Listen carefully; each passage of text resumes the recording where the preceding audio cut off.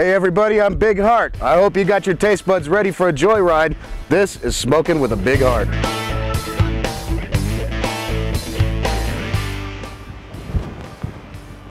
Hey, how you doing everybody? This is Smoking with the Big Heart, and I'm Big Heart. It's shortly after dawn. I got my cup of coffee, so that must mean it's time for pork butt.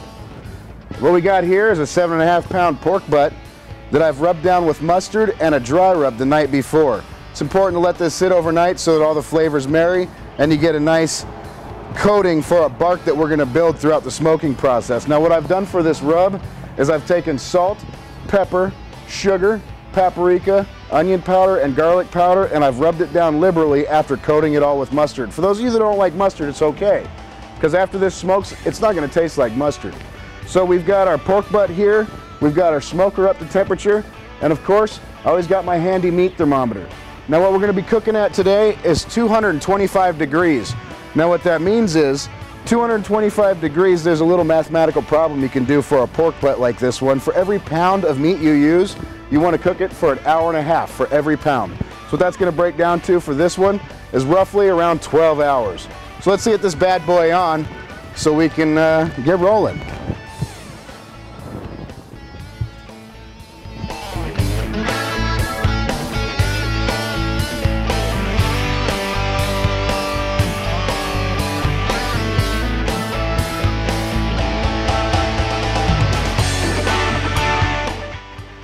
The pork butt's on the grill.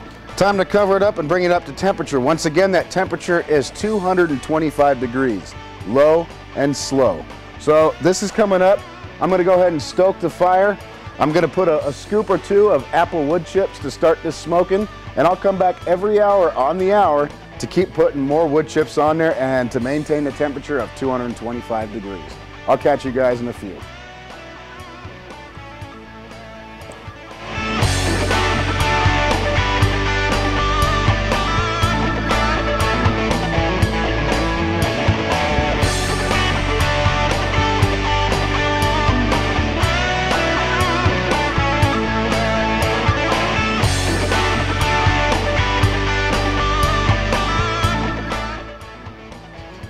Perfect, our grill's at 225 degrees. It's been an hour.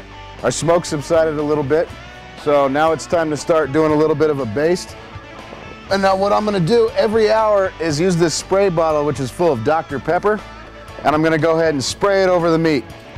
Just get it nice and wet. I'm gonna do this every hour on the hour, every time I come and stoke it and make sure that the temperature is correct, and when I put wood chips in there to keep the smoke continuing. Our Dr. Pepper has been sprayed thoroughly over our meat. Time to close it back up, get it back up to temperature. With that, I'm gonna go ahead and check my coals, make sure that I got enough in there to keep it at 225 degrees. Add some more apple wood, and I'm gonna do this again in an hour, so I'll catch you guys in a little while. Okay, another hour has passed. I just checked our temperature. We're still running fine at 225. It's time to open it up and spritz again with our Dr. Pepper. Remember, get it liberally, keep that meat moist. This is going to add flavor and nice color towards the end when it starts to caramelize. And this flavor is just going to build as you keep doing this. Every hour, on the hour, the entire time you're cooking it. I'm going to go ahead and put a little bit more wood chips in there, tiny bit of coal to keep that temperature correct. And I'll be back a few hours into this. Remember, every hour on the hour, keep track of your temperatures, and I'll see you in a little while. Maybe it'll be beer o'clock.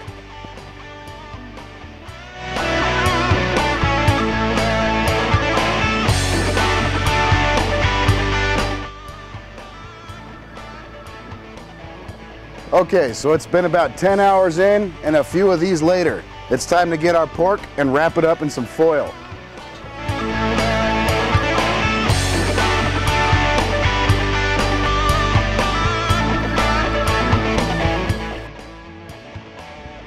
So we take our meat off at 160 degrees and we carry it over to the foil very gently, because at this point it has a tendency to want to fall apart.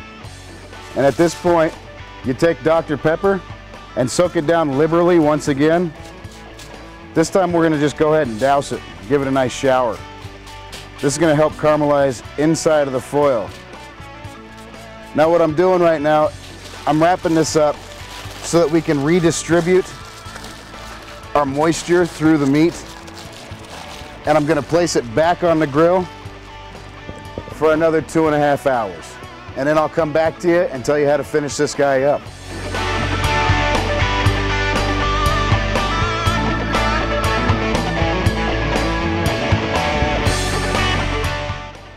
Okay, so it's been 12 hours.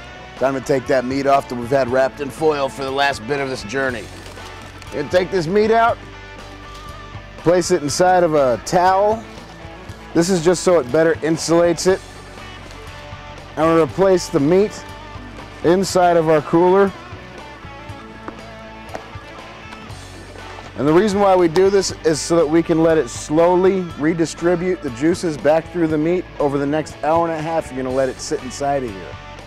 So we're gonna let this puppy just rest, and I'll show you what kind of treasure is on the inside in about an hour or so.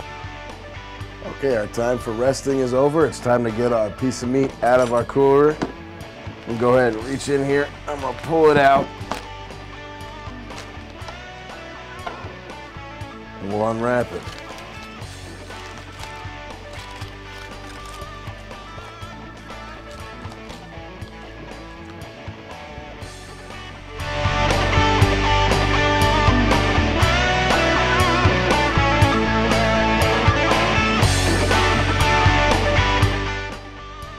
It's time to start pulling this bad boy. Let me get a little piece off here. Oh man, it's got beautiful bark on it. The aroma is incredible. I wish we had smell-o-vision so you could get a whiff of this. But like I said, the proof's in the pudding, so let's see how this is. I can't wait to pull this thing apart and show you guys what kind of sandwiches we're gonna build out of it. I'll be back in a minute. I'm gonna pull this and shred it all apart, and we'll show you what we do with it. Stay tuned.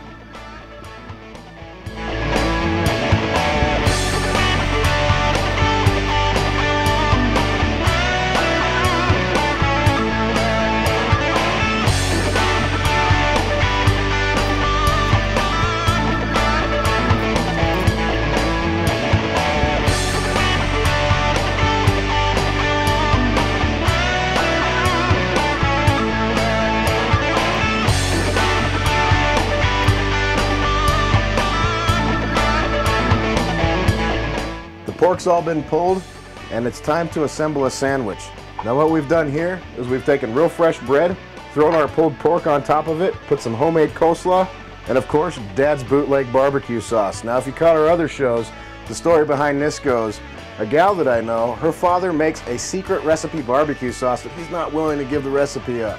He's gonna take this one to his grave, but she's been working on it for years now. She's come pretty darn close to it. I think it's pretty butt-kicking sauce. So, as I said, the proof's in the pudding. Let's see how this sandwich is. Oh, that is out of control. That's gonna do it for this episode of Smoking with the Big Heart. Remember, never trust a skinny cook.